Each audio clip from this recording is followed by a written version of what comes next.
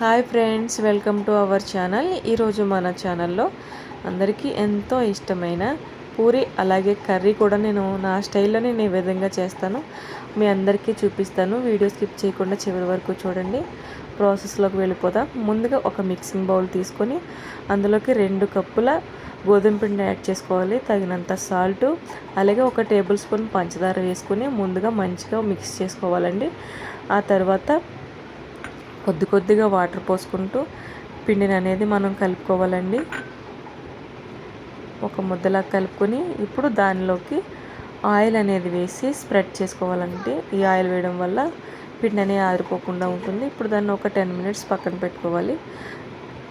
తర్వాత కర్రీ ఎలా రెడీ చేసుకోవాలో చూద్దాం. ముందుగా స్టవ్ వెలిగించుకొని కడాయి పెట్టుకొని అది కొంచెం హీట్ అయిన తర్వాత ఆయిల్ అనేది యాడ్ చేసుకోవాలండి. ఇప్పుడు అందులోకి పచ్చిశనగపప్పు, ఆవాలు, జీలకర్ర, మినపప్పు వేసుకోవాలండి. ఇప్పుడు చిన్నగా తరిగిన అల్లం ముక్కలు అలాగే 3-4 పచ్చిమిరపకాయలు కట్ చేసుకొని వేసుకోవాలండి. ఒక్క మీడియం సైజ్ ఉల్లిపాయ పొడవుగానే కట్ చేసుకోవాలండి పూరీ కర్రీలోకి. అది కొంచెం ఫ్రై అయిన తర్వాత కరివేపాకు యాడ్ చేసుకోవాలండి. ఆ తర్వాత కొద్దిగా సాల్టు, కొంచెం పసుపు యాడ్ చేసుకుని మంచిగా ఫ్రై చేసుకోవాలండి. ఇప్పుడు అందులోకి క్యారెట్, బంగాళదుంప, టమాటా అనేది యాడ్ చేసుకోవాలండి. మీ దగ్గర బఠానీ ఉంటే యాడ్ చేసుకోవచ్చు, లేకపోతే స్కిప్ చేయండి. నేనైతే బఠానీ వేసుకుంటున్నాను. వేసుకుని ఒక 2 మినిట్స్ మంచిగా ఫ్రై చేసుకున్న తర్వాత అందులోకి 2 కప్పులు వాటర్ని యాడ్ చేసుకుంటున్నానండి. ఇప్పుడు మీకు కావాలితే సాల్ట్ అనేది కూడా యాడ్ చేసుకోవచ్చు, టేస్ట్ చూసుకొని.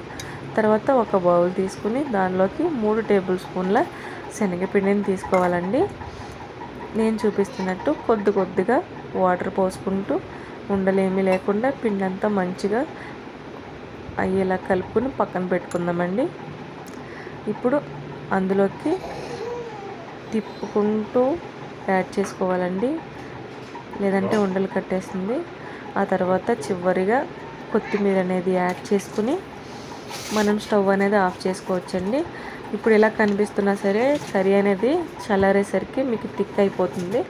ఇప్పుడు పూరీలను ఏ విధంగా చేసుకోవాలో చూద్దాం. దానికోసం ముందుగా కౌంటర్ టాప్ అనేది మంచిగా క్లీన్ చేసేసుకోవాలండి. ఆ తర్వాత పిండిని తీసుకుని మరొకసారి గట్టిగా ప్రెస్ చేస్తూ పిండిని కలుపుకున్నారంటే కొంచెం సాఫ్ట్గా అవుతుందండి. చూసారా, అలా ఉండాలి. ఇప్పుడు ఆ పిండిని మనకు నచ్చిన సైజులో ఉండలుగా చేసుకుని అన్నీ పక్కన పెట్టుకోవాలండి. ఇప్పుడు పూరీ చేసుకుందాము. దానికోసం కొంచెం ఆయిల్ అనేది చేతికి అప్లై చేసుకుని పూరీలను చేసుకోవాలండి.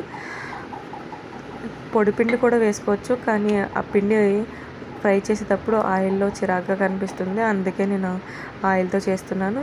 పూరీ అనేది మరీ అంత మందంగా కాకుండా మరీ పలుచగా కాకుండా నేను చూపిస్తున్నట్టు చేసుకోవాలండి. ఇప్పుడు మిగతా పూరీలన్నీ కూడా చేసుకుని పక్కన పెట్టుకుందాం. ఇప్పుడు ఒక ప్లేట్ తీసుకుని టిష్యూ పేపర్ అనేది యాడ్ చేసి పక్కన పెట్టుకోవాలండి.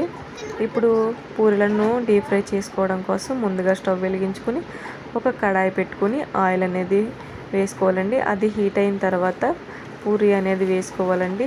మనం పూరీ అనేది ఫ్రై చేస్తున్నప్పుడు హై ఫ్లేమ్లో మాత్రమే ఉండాలండి, లేదంటే పూరీ అనేది పొంగదు. అదేవిధంగా మనం పూరీ వేసుకున్నప్పుడు మనం ప్రెస్ చేస్తూ ఉండాలి, అప్పుడే మనకి పూరీలు మంచిగా పొంగుతాయి. ఇప్పుడు నేను ఒకటి వేసి చూపిస్తాను చూడండి. నేను ఏ విధంగా అయితే పూరీని ప్రెస్ చేస్తున్నానో మీరు కూడా అదే విధంగా చేశారంటే మీరు వేసే ప్రతి పూరీ కూడా పొంగుతూ వస్తుందండి. నా వీడియో కనుక మీకు నచ్చినట్లయితే నా ఛానల్ని సబ్స్క్రైబ్ చేసుకుని సపోర్ట్ చేయండి.